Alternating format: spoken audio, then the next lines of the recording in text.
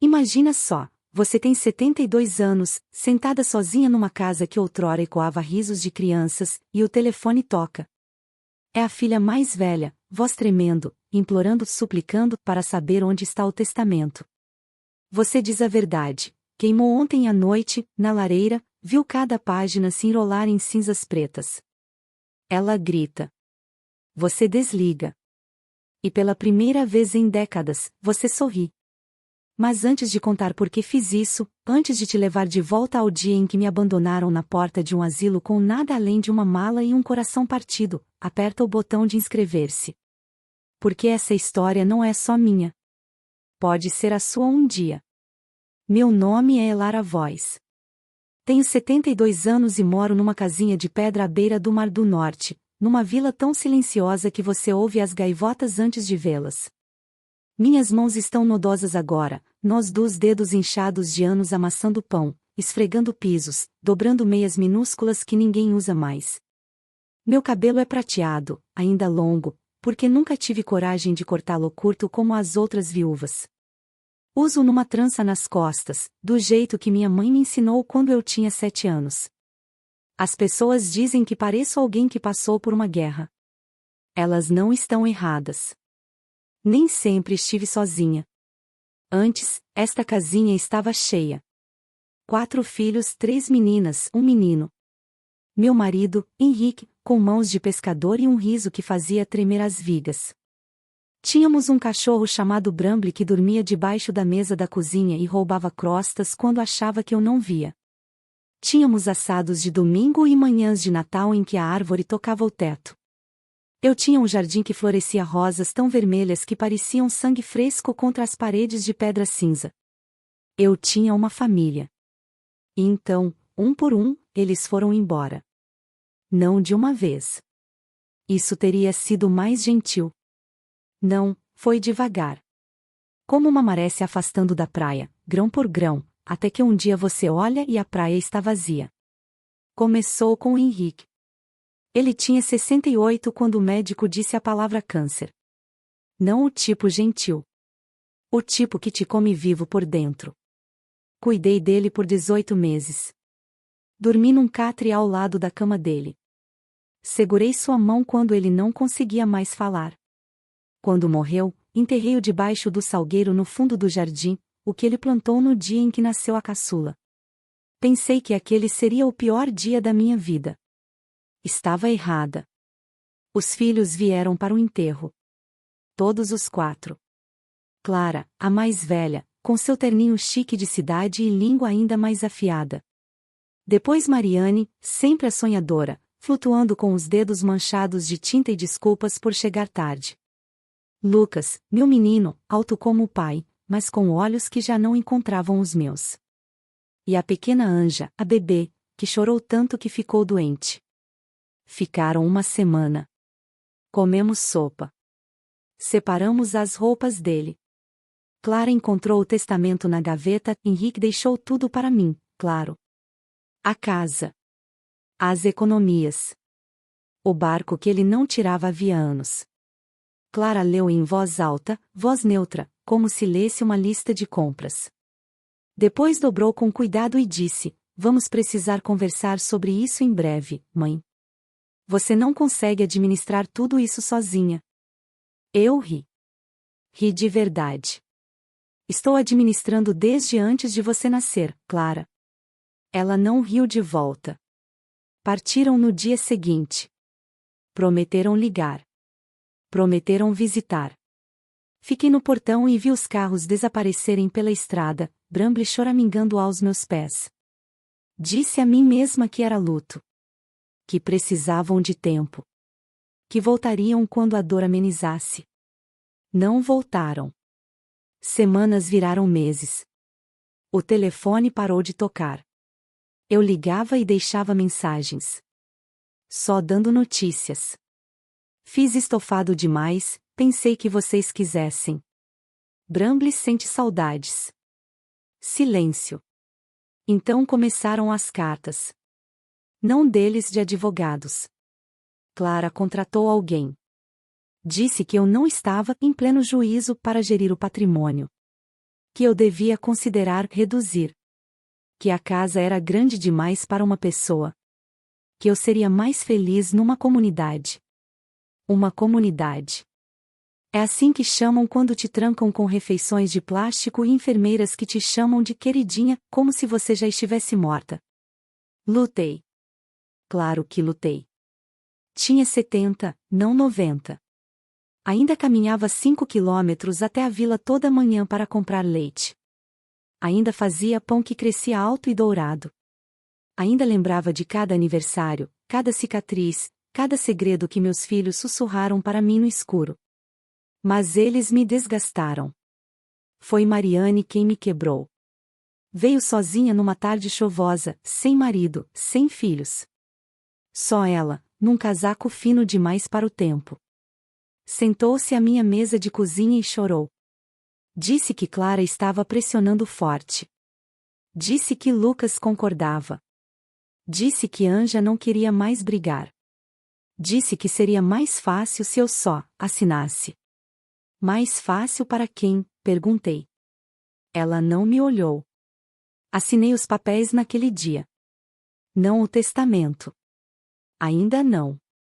Só os que diziam que eu consideraria opções. Disse a mim mesma que era para ganhar tempo. Para fazê-los ver que eu não estava pronta para ser guardada. Mas eles tomaram como rendição. 3 meses depois, Clara ligou. Encontramos um lugar, mãe. É adorável. Bem à beira-mar. Você terá seu próprio quarto. Eles fazem atividades. Eu disse não. Ela disse, não é um pedido.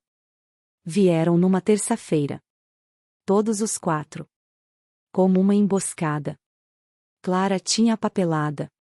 Mariane tinha uma mala que embalou para mim minhas próprias roupas, dobradas com capricho, como se eu fosse viajar de férias. Lucas levou para o carro sem uma palavra. Anja não encontrava meus olhos. Fiquei na porta e disse, esta é a minha casa. Clara disse, é demais para você. Eu disse, criei vocês aqui. Mariane sussurrou, estamos fazendo isso porque te amamos. Amor. Levaram-me para o lugar. Cheirava alvejante e repolho cozido. A enfermeira na recepção sorriu com dentes brancos demais. Meu quarto era do tamanho de um armário. Uma janela. Uma cama que subia e descia com um botão. Um crucifixo na parede que eu não coloquei lá. Deixarão-me com um beijo na bochecha e uma promessa de visitar no domingo. Domingo veio. Ninguém veio. Esperei 1 mês. Liguei. Deixei mensagens. Estou sozinha. A comida é horrível. Bramble, vocês levaram Bramble? Clara finalmente atendeu. Tivemos que realojá-lo, mãe. Não pode ter animais aqui. Desliguei. Foi a primeira vez que chorei. Não quando Henrique morreu. Não quando levaram as chaves da casa. Mas quando levaram meu cachorro. Fiquei naquele lugar por 6 meses. 6 meses de copinhos de gelatina e cantorias em grupo e velhos que agarravam seu braço e te chamavam pelo nome da esposa morta. Perdi peso. Meu cabelo começou a cair. Parei de assar. Parei de jardinar. Parei de ser Elara. Então uma noite, acordei com o som de chuva na janela. Chuva de verdade. Não o pinga-pinga metálico do cano vazando no banheiro. Sentei-me. Olhei ao redor. O crucifixo me encarava de volta. Vesti-me. Peguei o dinheiro de emergência que escondi na Bíblia, truque antigo do Henrique. Saí pela porta da frente às 3 da manhã. A enfermeira da noite dormia. Ninguém me parou. Caminhei. 13 quilômetros. Na chuva. De chinelos. Até o ponto de ônibus. Peguei o primeiro ônibus para a vila. Caminhei o último quilômetro até em casa. A casinha estava trancada. Tábua nas janelas. Placa de à venda no jardim. Mas eu ainda tinha a chave do portão dos fundos. a que Henrique me fez prometer nunca perder. Deslizei pelo arbusto. Rastejei pela janela da cozinha que deixei destrancada por 30 anos. A casa estava fria. Vazia. Levaram tudo. A mesa onde comíamos bolos de aniversário. A poltrona onde Henrique lia o jornal. O salgueiro ainda estava lá, mas alguém o cortou até o toco. Sentei no chão e chorei até o amanhecer. Então parei. Porque algo mudou em mim naquela noite. Algo duro e brilhante e furioso. Eu não tinha mais nada a perder. Mas eles tinham. Passei o ano seguinte planejando. Em silêncio.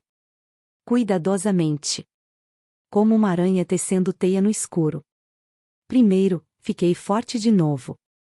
Caminhava todo dia. Comia comida de verdade. Consertava a casinha direito de posse, disse o advogado. Não podiam me despejar se eu estivesse morando lá. Pintei as paredes. Plantei rosas. Adotei um cachorro novo com vira-lata do abrigo que chamei de Ash, porque era no que eu me tornará. Depois, vasculhei os papéis do Henrique. Os que eles não encontraram. Os escondidos no assoalho sob a cama. Apólices de seguro. Investimentos. Um cofre que nunca souberam. Havia dinheiro. Muito. Henrique era mais esperto do que qualquer um imaginava. Não toquei. Ainda não. Em vez disso, observei-os. Clara comprou uma casa grande em Londres. Postava fotos no Facebook sorrindo com o marido perfeito, os filhos perfeitos. Mariane estava em Paris, pintando num ateliê pago com meu dinheiro. Lucas abriu uma empresa de tecnologia, capital inicial da venda do meu barco. Anja estava noiva de um homem 2 vezes sua idade, de férias em Bali. Venderam minha vida e compraram novas. Esperei. Então, no meu aniversário de 72 anos, convidei-os para a casinha. Uma carta. Escrita à mão. Estou morrendo, escrevi. Venham se despedir. Vieram. Todos os 4. Nervosos. Culpados. Gananciosos. Servi chá nas xícaras boas. As com rosas. Clara perguntou pelo testamento primeiro. Mãe, precisamos saber. Eu sorri. Está resolvido. Mariane chorou. Desculpe, mãe. Nós pensamos? Eu bati em sua mão. Eu sei o que vocês pensaram. Lucas se mexeu na cadeira. Podemos te trazer de volta para casa. Se quiser. Olhei pela janela para as rosas. Aqui é casa. Anja sussurrou, nós te amamos. Acreditei nela. Por um momento. Naquela noite, depois que partiram, acendi a lareira. Peguei o testamento, o verdadeiro, o que Henrique escreveu antes de adoecer, o que deixava tudo para mim, só para mim, e queimei. Página por página. Vi as chamas comerem meu nome, os nomes deles, cada promessa que quebraram. Na manhã seguinte, liguei para meu advogado. O que eles não conheciam. Mude tudo, disse. O dinheiro. A casa. Tudo. Para quem? Ele perguntou. Pensei no abrigo onde peguei Ash. No refúgio de mulheres na vila. No menino da rua sem pernas que sonhava com a universidade. Não para eles, disse. Nunca para eles. 3 dias depois, Clara ligou. Gritando. O que você fez? Eu disse, fiz o que vocês me ensinaram. Ela ameaçou advogados. Eu ri. Tente. Mariane mandou flores. Deixei-as na escada para morrer. Lucas veio pessoalmente. Parou no portão com seu casaco caro e sua roupa cara. Mãe, por favor. Podemos consertar isso. Eu disse, vocês já consertaram. Anja escreveu uma carta. Páginas e páginas. Desculpe. Estávamos errados. Estávamos assustados. Por favor, perdoe. Queimei essa também. Agora sento aqui, na minha casinha, com Ashe aos meus pés e o mar nos ouvidos. As rosas florescem de novo. O toco do salgueiro tem brotos novos. Asso pão aos domingos. Caminho até a vila. Sorrio para estranhos. Eles ainda ligam. Ainda imploram. Ainda choram. Não atendo. Porque algumas coisas não se consertam com lágrimas. Algumas traições não têm segunda chance. E algumas velhinhas, quando empurradas longe demais, aprendem a empurrar de volta. Mas essa não é o fim da história. Ainda não. Porque na semana passada, algo chegou pelo correio. Uma carta. Não deles. De outra pessoa. Alguém que sabe o que fiz. Alguém que quer me ajudar a terminar o que comecei. E amanhã, encontro essa pessoa no toco do salgueiro à meia-noite. Conto o que acontece depois, se você ainda estiver aqui. Meia-noite sob o toco do salgueiro, e o envelope no meu bolso pesa mais que a pedra contra a qual está encostado. Quem quer que tenha escrito esta carta conhece os meus segredos, e promete entregar-me os seus. Um encontro, disseram.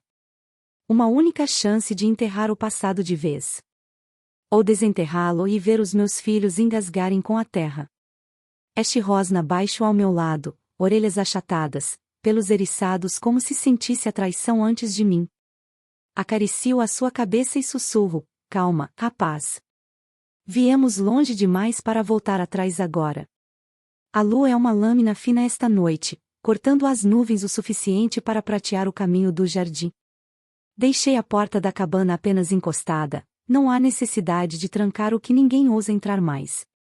Os chinelos estão encharcados de orvalho, a bainha do meu velho casaco de lã arrasta como um véu de noiva que nunca quis. 72 anos, e estou me esgueirando pelo meu próprio jardim como uma ladra. A vida tem um senso de humor cruel. Chego ao toco. Os novos brotos cresceram até a altura dos joelhos desde a primavera, dedos verdes teimosos empurrando através da cicatriz onde a árvore de Henrique outrora esteve. Ajoelho-me, joelhos estalando como galhos secos, e aperto a palma da mão na terra. Está quente. Viva! Henrique sempre dizia que os salgueiros se lembram. Talvez por isso escolhi este lugar. Passos. Suaves. Deliberados. Vindo do arbusto junto à antiga estufa. Ainda não me viro. Deixo que pensem que sou apenas uma velha perdida em memórias. Deixo que se aproximem. Senhora voz? A voz é baixa, com sotaque, Europa Oriental, talvez polonês. Masculina. Mais jovem do que eu esperava. Levanto-me devagar, limpando a terra das mãos. Ele entra no luar, alto, magro, gola do casaco levantada, um cachecol escondendo metade do rosto. Apenas os olhos aparecem, escuros, afiados, do tipo que viram demais cedo demais. Está atrasado, digo. Os trens da cidade atrasam depois das 10. Ele olha para Ashe, que não parou de rosnar. O seu cão não gosta de mim. Ele não gosta de quem cheira mentiras. Inclino a cabeça. E você? Um sopro que pode ser riso. Vamos ver. Ele mete a mão no casaco, não para uma arma, graças a Deus, mas para um segundo envelope, mais grosso que o primeiro. Isto é para si. Mas primeiro, precisa ouvir porque estou aqui. Pego. O papel é pesado, caro. O meu nome está datilografado na frente em letras pretas nítidas, Elara Voz. Sem endereço de remetente. Guardo no bolso ao lado do outro. Fale. Ele olha por cima do ombro, embora estejamos sozinhos. O meu nome é Tomás. Trabalhei para sua filha Clara. Em Londres. Durante 3 anos. O nome acerta como água fria. Clara. Claro. Fazendo o quê? Contabilidade. Contabilidade criativa. A boca dele se contorce. Ela chamava de a gestão de patrimônio. Eu chamava de roubo. O meu coração bate uma vez, forte. Continue.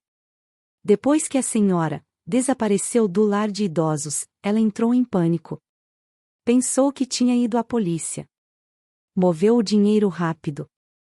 Offshore. Ilhas Cayman. Liechtenstein. Lugares com palmeiras e sem perguntas. Ele pausa. Mas cometeu um erro. Confiou em mim. Estudo o rosto dele. O cachecol escorrega um pouco, vejo uma cicatriz que vai da orelha ao queixo, pálida contra a pele oliva. Por que me contar? Porque eu também tenho uma mãe. A voz dele falha, só um fio, mas o suficiente. 75 anos. Em Varsóvia. Clara prometeu um visto se eu cozinhasse os livros. Quando o trabalho acabou, ela riu. Disse que velhas não viajam bem. Ele encara os meus olhos. Quero que ela pague. Este finalmente se cala, sentindo a mudança. Exalo, o hálito embaçando o ar noturno. Quanto? Suficiente para comprar a sua vida de volta 10 vezes. E arruinar a dela. Ele tira um pequeno pendrive do bolso, segura-o entre dedos enluvados. Tudo. Registros bancários. E-mails. Notas de voz onde ela brinca sobre a velha finalmente bater as botas. Datas. Valores. Nomes das empresas de fachada. Tudo. Olho para o drive. Tão pequeno. Tão letal. Por que não ir à polícia você mesmo? Porque me prenderiam também. Assinei os papéis. Movi o dinheiro. Mas a senhora, ele gesticula para a cabana atrás de mim, as rosas, a vida que arranquei de volta. A senhora é a vítima. A imprensa vai adorar. Os tribunais vão ouvir. E Clara finalmente vai aprender como é estar sem poder. Pego o drive. Está quente da mão dele. O que quer em troca? Nada que não possa dar. Ele se aproxima. Uma declaração. O seu nome na queixa. E quando acabar, um lugar para minha mãe. Aqui. Na aldeia. Em segurança. Penso no quarto vazio lá em cima, o que costumava ser de Anja. Paredes cor-de-rosa desbotadas para cinza. Bonecas ainda na prateleira. Feito. Ele assente uma vez. Tem mais. Amanhã, Clara vem aqui. Com advogados. Descobriram que está vivendo na casa. Vão entrar com pedido de despejo. Incapacidade mental. Tudo. Uma risada borbulha antes que eu consiga parar, seca, enferrujada, real, deixe que venham. Thomas sorri pela primeira vez. Muda todo o rosto dele. Pensei que diria isso. Reservei um quarto na estalagem. Vou ficar de olho. Ele se vira para ir, chamo, Thomas. Ele para. Obrigada. Ele dá de ombros. Agradeça ao seu cão. Ele é quem não me mordeu. Então some, derretendo no arbusto como um fantasma. Este geme, pata no chão. Guardo o drive e o envelope e volto para a cabana, o coração acelerado como se eu tivesse 20 anos de novo. Dentro, acendo a lâmpada, a eletricidade é instável tão longe, e sento-me à mesa da cozinha. A que eu mesma reformei, lixando as marcas onde as crianças gravaram as iniciais. Abro o primeiro envelope, o que me trouxe aqui. Dentro, uma única fotografia. Eu, dormindo na cama do lar, boca aberta, cabelo desgrenhado. Tirada pela janela. No verso, na caligrafia de Clara, apólice de seguro. Só por garantia. O estômago revira. Estavam me vigiando. Planejando mesmo então. Abro o segundo envelope. Mais fotos. Extratos bancários. Uma lista de bens, meus bens, agora em trustes com os nomes deles. Um rascunho de e-mail de Clara para um advogado. Se ela contestar, declare demência. Tenho fotos. Deixo tudo de lado e conecto o drive no velho laptop de Henrique, o que mantive escondido sob o assoalho. Ele ganha vida com um zumbido. Arquivos e mais arquivos. Clico no primeiro áudio. A voz de Clara, metálica pelos alto-falantes. Quando a velha finalmente for, dividimos em 4. Mariane fica com o apartamento em Paris, Lucas com o dinheiro do barco, Anja com as joias. Eu fico com a casa. A mamãe não vai precisar onde vai. Risos. O risinho nervoso de Mariane. Lucas murmurando, Jesus, Clara. Anja em silêncio. Fecho o laptop. Minhas mãos estão firmes. Bom. Durmo talvez 2 horas, sonhando com fogo. Quando acordo, o sol está alto, gaivotas gritando sobre os penhascos. Ash está à porta, cauda batendo. Visto-me com o meu melhor, saia azul marinho, blusa branca, o broche que Henrique me deu no nosso 30º aniversário. Tranço o cabelo bem apertado. Faço chá. Espero. Chegam às 10 em ponto. 3 carros. Clara primeiro, num Audi preto elegante, saltos clicando como tiros no cascalho. Mariane em seguida, já agarrando um lenço. Lucas fica para trás, mãos nos bolsos. Anja não veio, menina esperta. Clara não bate. Usa uma chave. Minha chave. A que roubou. Mãe. A voz dela é gelo. Isto é invasão. A casa foi vendida há 6 meses. Tomo um gole de chá. Engraçado. A escritura diz o contrário. Ela bate uma pasta na mesa. Assine isto. Ou chamamos a polícia. Abro a pasta. Notificação de despejo. Procuração. Formulário de avaliação médica em branco, esperando a assinatura de um médico. Falsificou a minha assinatura antes. Tente de novo, veja até onde chega. Mariane dá um passo à frente, olhos vermelhos. Mãe, por favor. Estamos preocupadas. Guarde. Levanto-me.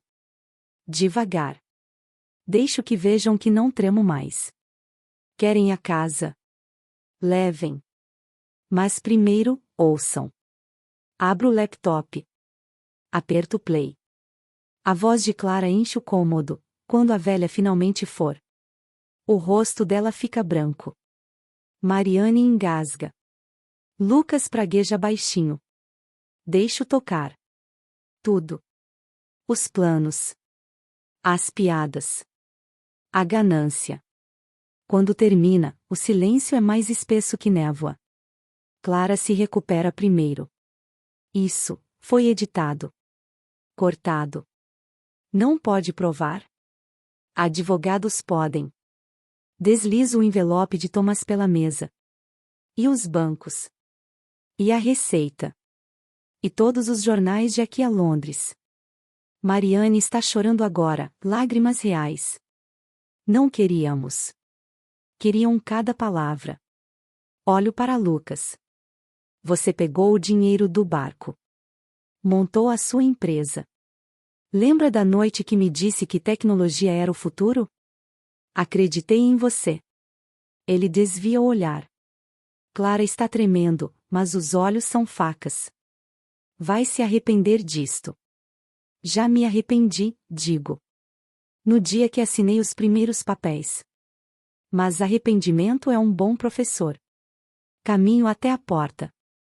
Abro. A luz da manhã entra, pegando os grãos de poeira como faíscas. Saiam. E não voltem sem um mandado. Ou flores. De verdade. Não do tipo que mandam quando estão arrependidos de serem pegos. Saem em fila. Clara por último. Para no degrau. Isto não acabou. Sorriu. Para você, está só começando. Os carros se afastam. Fecho a porta. Encosto-me nela. Ash lambe a minha mão. Naquela tarde, ligo para o advogado. O de verdade. Entramos com tudo. Fraude.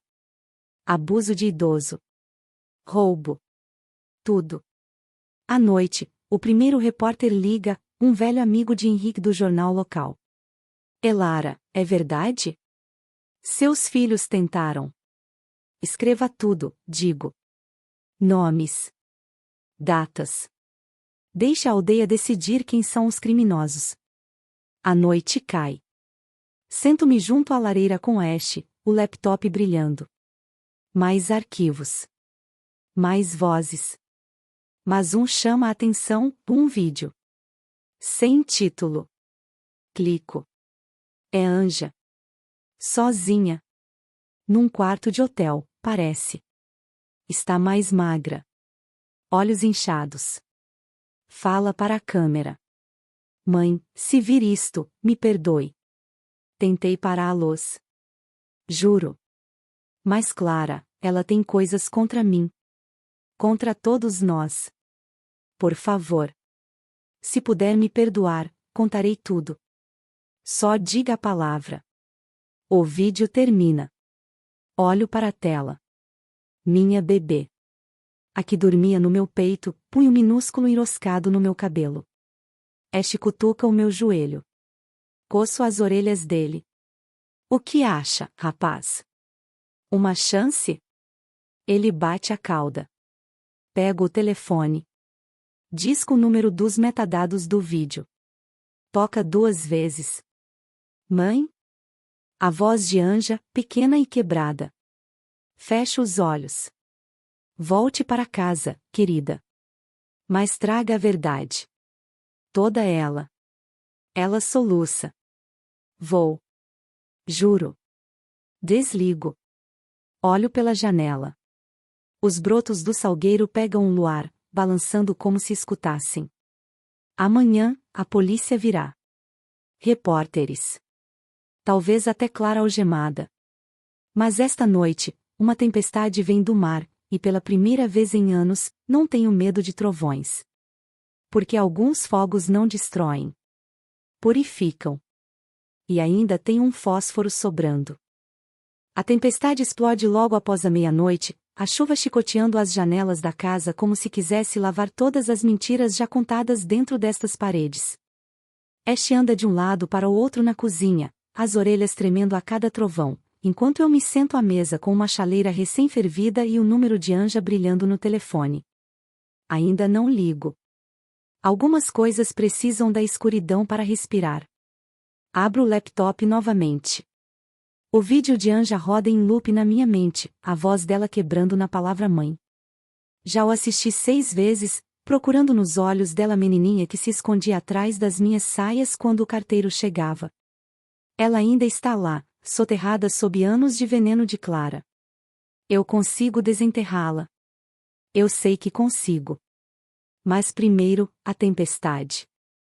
Ao amanhecer, a chuva se acalma num tamborilar suave, do tipo que faz as rosas erguerem a cabeça.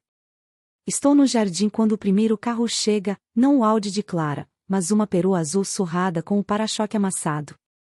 Anja desce sozinha, encharcada, uma mochila pequena no ombro. Sem maquiagem. Cabelo colado ao rosto. Parece ter 25 anos indo para 50. Encontro-a no portão. Ash corre na frente, o rabo abanando como um metrônomo. Ela se ajoelha na lama, enterra o rosto no pescoço dele e chora. Eu deixo. Algumas lágrimas precisam da terra para segurá-las. Quando se levanta, os olhos estão vermelhos, mas firmes. Trouxe tudo, diz, estendendo um pendrive. E-mails. Gravações. Transferências bancárias. Até as fotos que Clara tirou de você dormindo. Apaguei os originais da nuvem dela. Ela nunca vai encontrá-los. Pego o pendrive. Nossos dedos se roçam. Os dela estão gelados. Entre, amor. Você vai pegar uma morte de frio. Ela hesita na soleira, como se a casa pudesse morder. Eu entendo. A última vez que esteve aqui, ajudou a carregar minha mala até o carro. Tiro o casaco dela, penduro perto da lareira. Sirvo chá na xícara com a borda lascada, a favorita dela quando era pequena. Ela envolve as duas mãos nela como se fosse a única coisa quente no mundo. Conversamos até o sol estar alto. Ela me conta como Clara a recrutou primeiro, prometeu um fundo fiduciário, um apartamento em Edimburgo, uma vida sem aperto. Como Mariane cedeu em seguida, apavorada com a perda do ateliê em Paris. Como Lucas justificou com planilhas e praticidade. Como todos se convenceram de que eu estava perdendo a cabeça, que o asilo era misericórdia. Eu acreditei neles no começo, Anja sussurra. Você estava tão quieta depois que o papai morreu. Pensei, talvez eles estivessem certos. Ela me olha, os olhos implorando. Mas aí eu te vi saindo. De chinelo. Na chuva. E eu soube. Você era mais forte que todos nós. Estendo a mão sobre a mesa, cubro a dela com a minha. Força não é a ausência de medo, querida. É o que você faz quando está apavorada. Ela assente. Lágrimas caem de novo, mas mais suaves agora. Purificadoras. A polícia chega ao meio-dia. 2 agentes educados, encharcados da viagem. Tomam nossos depoimentos separadamente, o meu na sala de estar, o de Anja na cozinha. Entrego o drive de Tomás, o pendrive de Anja, os envelopes, o laptop. Tudo. Eles saem com promessas de contato e um aviso de que Clara já contratou advogados. Deixe-a, digo. Papel queima mais rápido que a verdade. A notícia explode no dia seguinte. Primeira página do jornal local, depois nos nacionais. Viúva idosa contra-ataca, filhos acusados de fraude de 2 libras esterlinas milhões. Minha foto, tirada no verão passado no jardim, sorrindo com Ash, ao lado do retrato corporativo de Clara. O contraste é delicioso. A vila se une. A senhora Jenkins, do correio, traz scones. O velho senhor Argrove se oferece para testemunhar, viu o carro de Clara na frente da imobiliária no dia em que a placa de "à venda" foi colocada. As mulheres do clube de tricô começam uma vaquinha para custas judiciais, embora o advogado diga que não precisaremos. O dinheiro está voltando, cada centavo, com os juros. Clara liga uma vez. Deixo tocar. Ela deixa um correio de voz, gritando, depois implorando, depois ameaçando. Guardo para o promotor. Mariane manda uma carta. 8 páginas, manuscritas, tinta borrada de lágrimas. Está deixando Paris. Vendendo o ateliê. Quer voltar para casa, ajudar com as rosas. Leio 2 vezes, dobro com cuidado e guardo na Bíblia de Henrique. Responderei quando estiver pronta. Lucas não entra em contato. Ouço pelo boca a boca da vila que os investidores da empresa dele pularam fora. O dinheiro do barco sumiu. Ele mora num quartinho acima da peixaria. Ótimo. Thomas chega numa terça-feira, a mãe no braço. Ela é miúda, ossos de passarinho, olhos como groselhas pretas e um sorriso que derreteria geleiras. Não fala inglês, mas quando mostro o antigo quarto de Anja, recém-pintado de amarelo manteiga, com uma colcha que costurei das camisas de Henrique, ela beija minhas bochechas e me chama de Corca. Filha. Damos a ela o quarto com vista para o mar. Ela pendura cortinas de renda e enche o parapeito com gerânios. À noite, ela e Anja sentam na varanda, falando em frases quebradas e risadas, Ash esparramado nos colos das duas. O verão chega cedo naquele ano. As rosas explodem, vermelho, pêssego, as brancas que Henrique mais amava. Ensino ela a fazer pão de bicarbonato. Ela me ensina pirogue. Anja pinta de novo, telas apoiadas na estufa, os brotos de salgueiro agora altos o suficiente para fazer sombra. Thomas conserta o telhado que pingava e corta a grama sem ser pedido. Jantamos à mesa grande todas as noites, 6 pratos agora, o tilintar dos talheres como música. Numa noite de julho, o carteiro traz um envelope grosso. Oficial. Do Serviço de Promotoria da Coroa. Acusações apresentadas: fraude, conspiração, abuso de idoso. Data do julgamento marcada para o outono. Clara, Mariane e Lucas nomeados. Anja listada como testemunha da acusação. Leio em voz alta à mesa. Ela se benze. Thomas ergue o copo de cordial de sabugueiro. Anja aperta minha mão tão forte que meus nós dos dedos doem. Naquela noite, caminho até o salgueiro. Os brotos viraram uma árvore de verdade, ramos finos balançando na brisa. Pressiono a palma no tronco, sinto o pulsar da seiva nova. Conseguimos, Henrique, sussurro. Eles estão salvos agora. O julgamento é brutal, mas curto. Clara tenta bancar a filha dedicada, lágrimas, terno sob medida, uma psicóloga que diz que sou vingativa. O júri não engole. As gravações são condenatórias demais. A trilha de papel, cristalina. Anja sobe ao banco em um vestido azul simples, voz firme, e conta a verdade. Toda ela. Culpados em todas as acusações. Sentenças proferidas. Clara 5 anos, Mariane 3, Lucas 18 meses com suspensão. O dinheiro, cada libra, devolvido a um traste em meu nome, com Anja como executora. A escritura da casa restaurada, livre e limpa.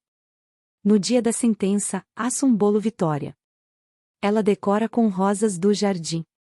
Comemos na varanda enquanto o sol se põe sobre o mar, gaivotas girando como confete. O inverno chega. O salgueiro perde as folhas, mas o tronco está forte agora. Os gerânios de ela florescem no parapeito da cozinha. As pinturas de Anja vendem na prefeitura, cenas da casa, do mar, Ash dormindo perto da lareira. Thomas arranja emprego no estaleiro, consertando motores com as mesmas mãos firmes que um dia moviam milhões. Caminho até o correio toda manhã, aceno para vizinhos que tiram o chapéu e me chamam de senhora voz com novo respeito. Numa tarde de dezembro, neve polvilhando o jardim como açúcar de confeiteiro, encontro uma carta na caixa de correio. Sem selo.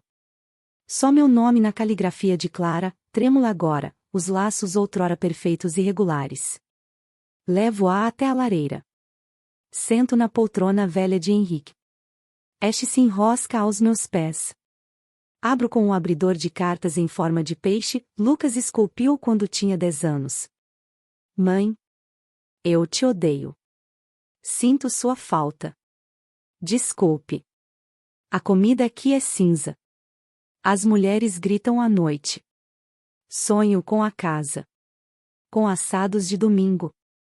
Com você cantando enquanto sovava pão. Eu estava errada. Sobretudo. Se um dia você me perdoar, passarei o resto da vida consertando. Se não, entendo. Clara. Leio 3 vezes. Dobro pequeno. Guardo na Bíblia ao lado da carta de Mariane. Véspera de Natal, penduramos meias na lareira, 6 agora, uma para cada um, até uma extra para a memória de Bramble. Ela faz barksós com bolinhos de cogumelo. Anja pendura luzinhas no salgueiro.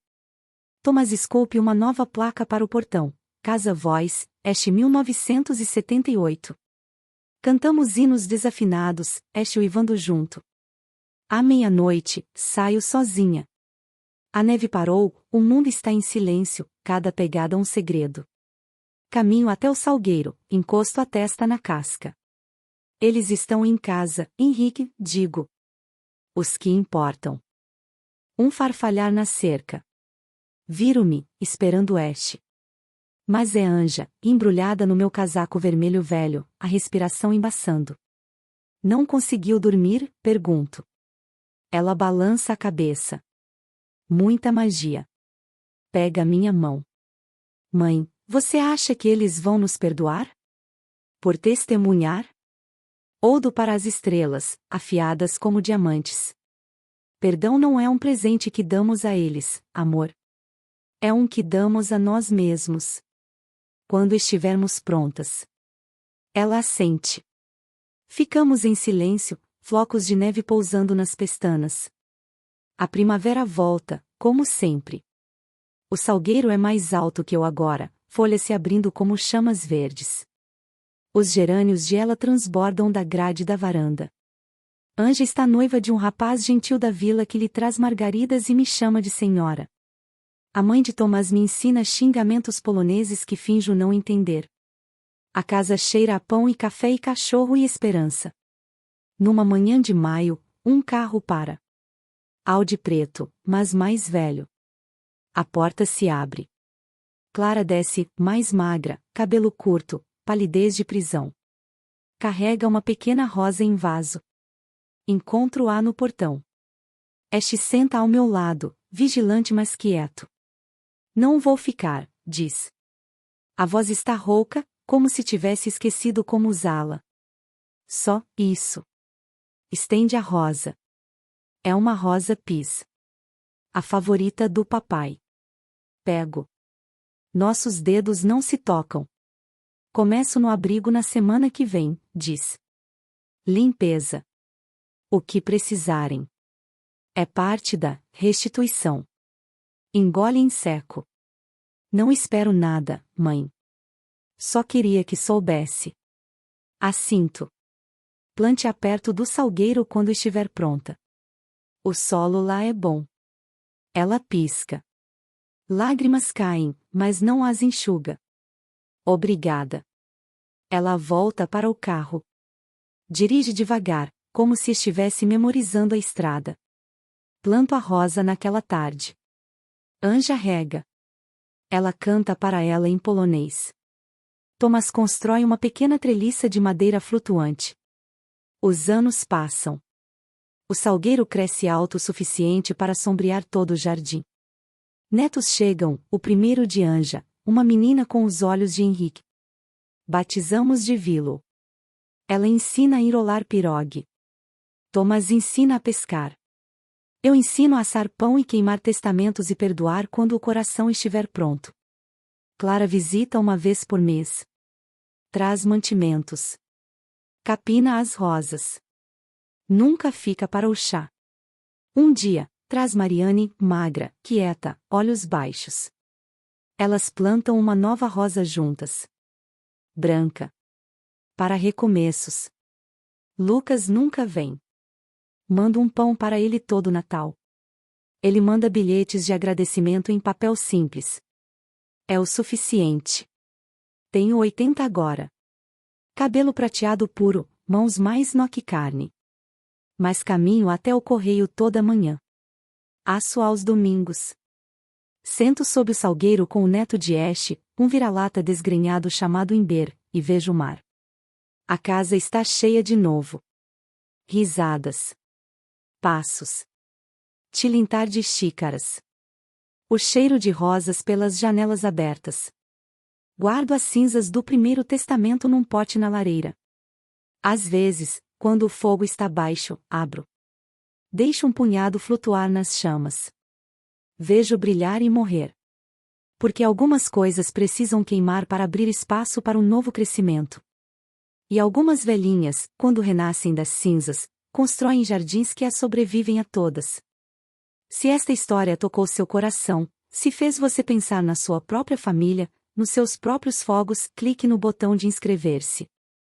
Compartilhe com alguém que precisa ouvir que nunca é tarde para escolher bondade, para escolher perdão, para escolher a si mesmo. Porque todo fim é só um broto novo rompendo a escuridão. Nos vemos sob o salgueiro.